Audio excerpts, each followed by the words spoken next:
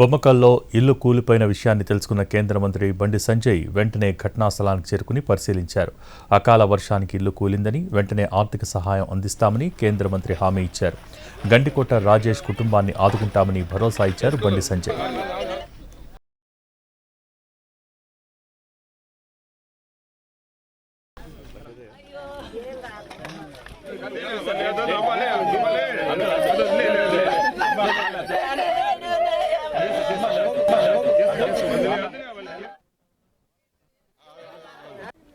విపరీతమైన గాడు ద్వారము వర్షం వల్ల కొంచెం కర్నూలులో చాలా ఇబ్బందులు వచ్చినాయి. చాలా ప్రాంతాల్లో చెట్లు ఊలడము, ట్రాన్స్ఫార్మర్స్ అన్నీ కూడా ఫెయిల్ అవ్వడం అని కూడా జరిగినాయి.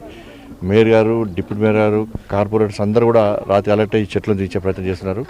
ఇక్కడ శివార్లో రాత్రి గోడ కూలి ఇబ్బంది పడ్డారు. కాబట్టి ఆ ఇల్లు రిపేర్ చేసే బాధ్యత మాది, తప్పకుండా చేస్తామని చెప్పి ఆ కుటుంబాన్ని ఆదుకుంటాం. రిపేర్ కూడా చేయించడానికి మేము ముందుకు వస్తే తప్పకుండా రిపేర్ చేస్తాం కూడా.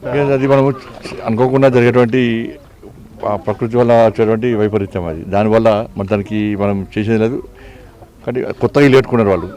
ఇల్లు కట్టుకుని దాదాపు 1 month కూడా అలాగే గృహప్రవేశం జరిగి ఇంకా కంప్లీట్ క్యూరింగ్ ఏం కాలేదు ఇంకా. కాబట్టి అటువంటి పరిస్థితులు జరిగింది కాబట్టి తప్పకుండా ఇల్లుకి షెడ్ వేయిస్తాము.